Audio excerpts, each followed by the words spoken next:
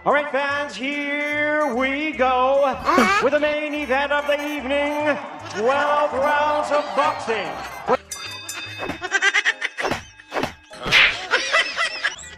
Sarap talaga kawain. Totoo lang. Oh no! Sanay na kami sa iyo. Kinidnap po nga yung tatay ko eh. Gusto mo harasin ako, harasin mo lang ako. Kaya, bita.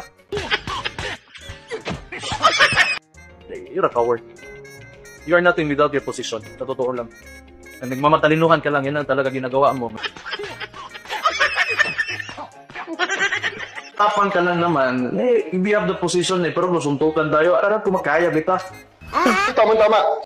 Sa Araneta, 12 rounds. Pwede. Siguro you can find sponsors per round may mag-sponsor. Kung gusto mo lang talaga ng suntukan, huwag kang mag-alala, Torre, kasi matagal ko na talaga gusto makabugbog ng unggoy.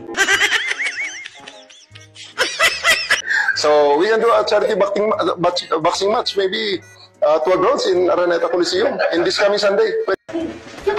Huwag mong subukan. Masisira ang buhay mo. No. Ito naman. Uy! Kailangan kong makapunta sa mundo ng bahagi mo. Masyado na akong malakas para sa mundo ng mga tao. Mahina na nga ako eh. Pero marami nagka-interest sa larong ito. Let's get ready to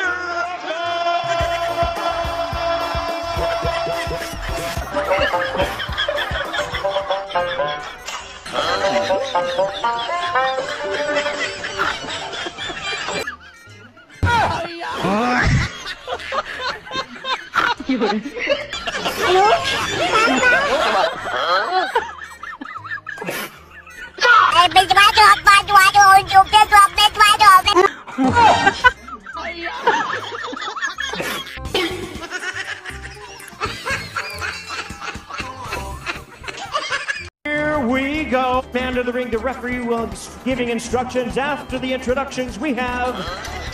All right, fans, here we go with the main event of the evening, 12 rounds of boxing for the WBC World. And now, ladies and Ayan, gentlemen, mga guys, let's get ready to rumble! Ito na nga ang gusto natin, mga guys. Sana matuloy ito, Tore. Huwag kang masyadong magdahilan kung ano-anong dahilan dyan, ha. Meron ito silang mga kanya-kanyang kondisyon, mga guys. So, para sa akin, set aside na yung kondisyon. Diretso na tayo sa away. Tuntukan. Naku, Tore, this is our time. Panahon na natin ito, mga guys, na makita natin magulpi. Alam nyo, matandaan na po kayo, huwag kayong masyadong bayabang. Yabang niya nito, mga guys. Kung tayo pa nga niya, ang galing niya, daming mga camera. Mahilig talaga sa camera itong hinayupak. Pero ang ending, ayun na, hininga ng ano na. Tapos ang yabang pa niya ngayon, mga guys, 12 rounds down ako. Baka hindi ka aabot ng 3 round ni Baste. Malaki tao yan si Baste. Sana naman, para kay Tatay Digong to, alam namin na siyempre, anak. Sama ng loob ng isang anak na ginawa dito sa papa niya at saka itong tao pa ang gumawa. Nako, ikaw pang humihila-hila ngayon. Nako, sabi ni Baste, matagal na raw siya hindi nakagulpi ng unggoy, Tore. Opo, sensya na po mga pulis yan, pasintado. Hindi po ito about sa uniform. Kasi mayabang rin kasi ito si Tore.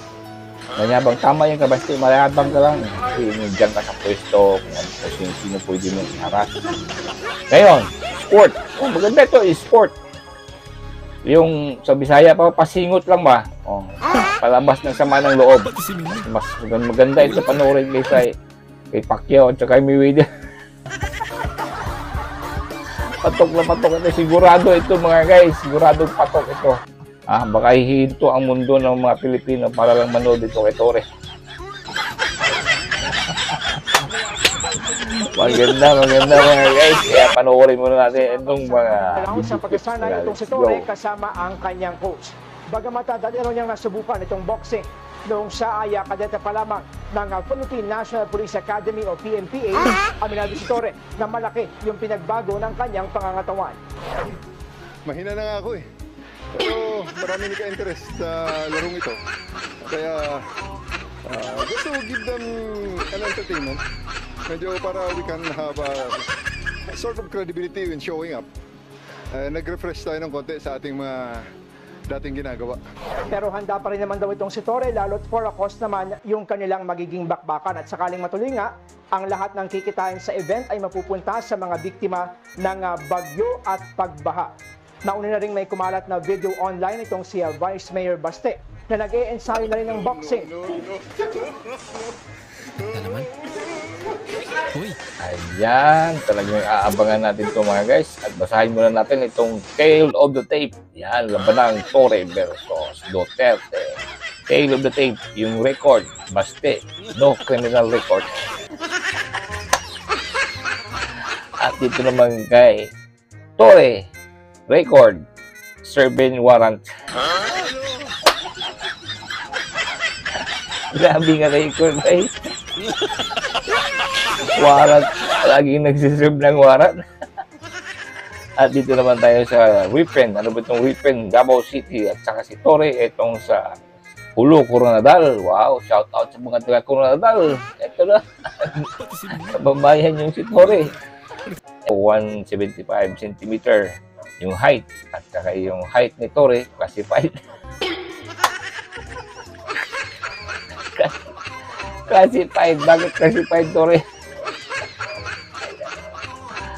Katawa itong Tale of the Tape nila mga guys. At ito naman po sa edad. Nako, 37 years old, Baste, Duterte.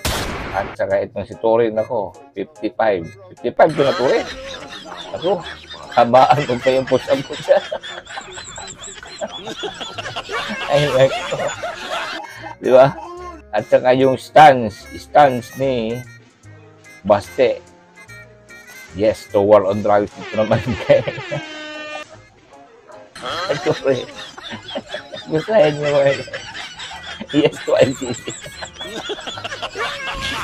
Ayan.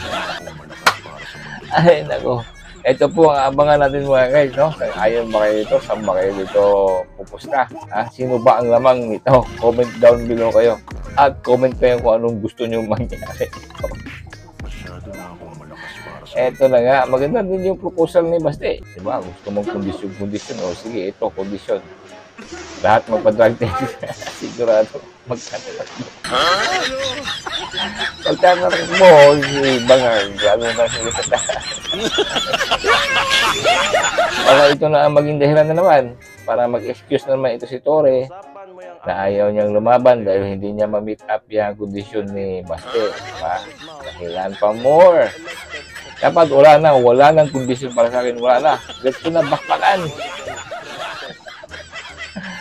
Ay, na mga katuwa itong Tale of the Tape nga naman. Ito pang isang tanga mga guys. May epal pa itong si Larry Gadon. Siya daw mag-referee.